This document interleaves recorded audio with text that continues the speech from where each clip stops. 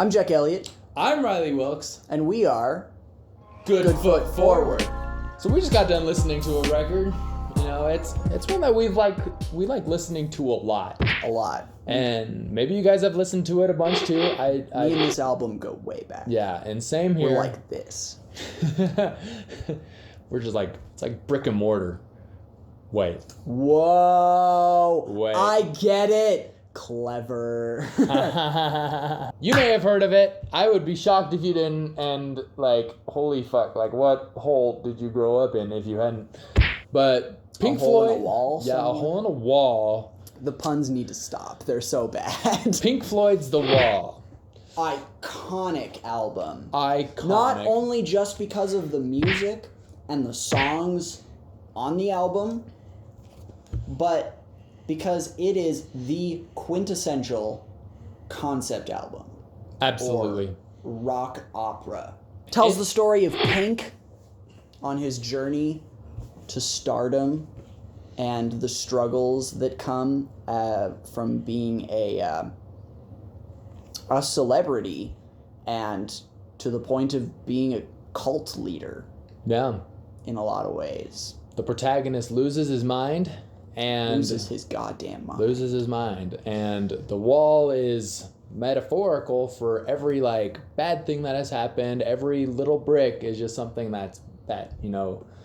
every little brick is something negative that's happened in his life. Separating him off from the rest of the world. Yep. Becomes an isolationist.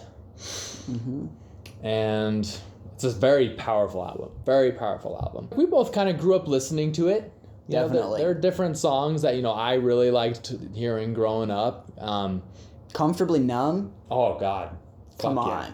Come on. Fuck yeah. Nobody can deny that is one of the greatest guitar solos. I mean, the second guitar solo. The first one's pretty cool, too. The first one's great. The second solo is like maybe one of, if not the best solos of all time. So kind of like what we said earlier, I mean, this album had a pretty big made a pretty big impact on us. And actually, we were just kind of talking about like the different like periods in our life where different parts of the album impacted us the most. Kind of like different bits of nostalgia that this album, when we hear these songs, these are moments in our lives that we think of. Yeah, that's a cool thing about music, honestly. Like, Yeah. you hear something from your childhood, and it takes you back to times and places and moments and emotions. Yeah, and it's a cool pretty thing, for sure. Yeah, it's pretty incredible because like at least for me anyway, it's like that every time, and like I hear a song and I think of the exact same thing. Oh, yeah. Like for example, I remember every time I hear "Comfortably Numb," I think of back to when I was living in Chile. I watched. It was the first time I ever watched it, but I watched that movie, The Wall, that came out in the 80s. Bob Geldof plays Pink, which is awesome because he's also the one that organized Live Aid in the 80s. Oh, really? Yep. Oh, that's cool. I had no idea. Yeah, That's awesome. it blew my mind. And every time I hear the chorus for Comfortably Numb, I think of that like period of when I was in South America because I watched The Wall for the first time and forgotten about that. But I had forgotten about that song and was watching this movie and was totally blown away by the scene in that movie where at the end during the guitar solo, Pink is like melting away.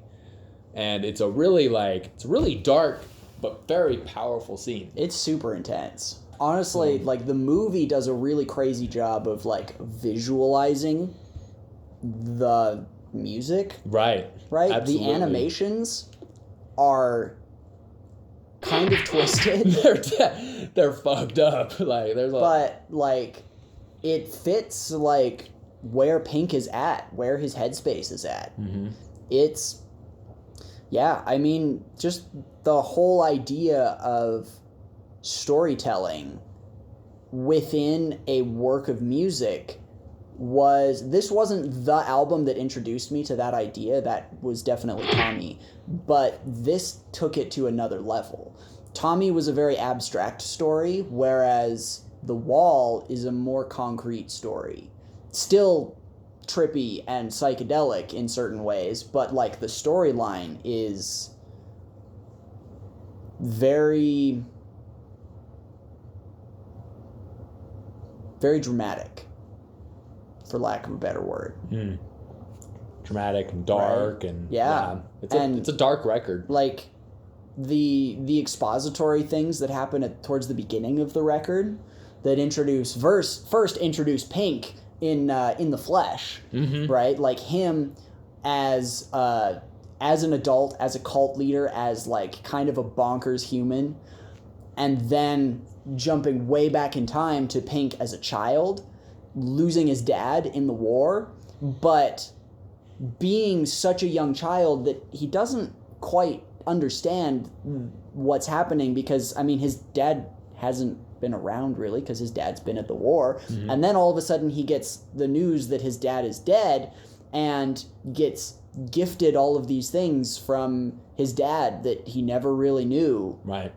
And asking, what else do you have for me, Dad? Like that line, the more you think about it, that line is crazy. It's so...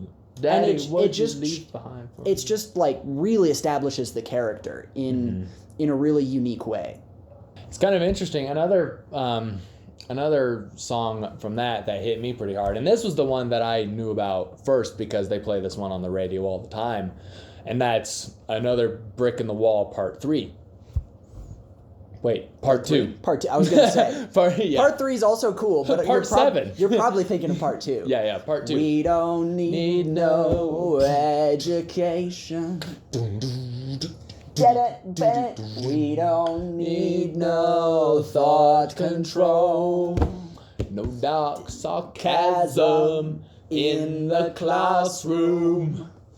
So, teacher, leave those kids alone. Hey, teacher, leave those kids alone. Hey, teacher, leave those kids alone. Leave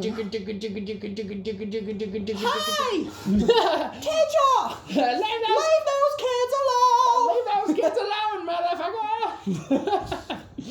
So that was another big one that hit me. I remember I heard listening to that on the radio for the first time. Because honestly, like... That was probably the first song that I heard off that album, too. Yeah. That's what my mom is a big Pink Floyd fan. My dad, to a certain extent, too. My dad was the one that, like, actually showed me the album of The Wall. But, like, there was some songs, like Another Brick in the Wall, like that one, that I remember my mom showing me way back in the day. Yeah. And it was funny because, like, that... I mean, The Wall is already such a relatable album anyway. But, like, when I first heard that song and, like, connected to it, I was in 6th grade and had like the bitchiest teachers I'd probably ever had in my life, and I was like, oh my god, someone understands me. And the bass solos, so many good bass solos from Roger Waters really on there. Like, obviously David Gilmour is like kind of the man when it comes to lyrical guitar solos, but Roger Waters, besides being a really good songwriter, also has some dope-ass bass solos. Right. So, that's pretty rad. So, yeah, lots of really, really good stuff in that record. So, we'd like to hear also if there are any, like, artists, songs, albums that, like, you connect with. What's important to you? Yeah, what album can you listen to and be taken back to your angsty 6th grade self? Yeah. Right? So... leave them in the comments. We'd love to hear what you have to say. Yeah. With that being said, I think I've heard a rumor that there's some revenge coming for some certain individuals, and you can help that revenge happen when it happens by subscribing and ringing the bell, and if you feel motivated, dropping a like. And, leaving a comment, something like that. We post one of these videos every weekday until we get our revenge. We're going to get it. Which is a song, in case you missed that detail. It's a song that's coming out pretty soon. Yeah. So, yeah. Awesome. Thanks, guys.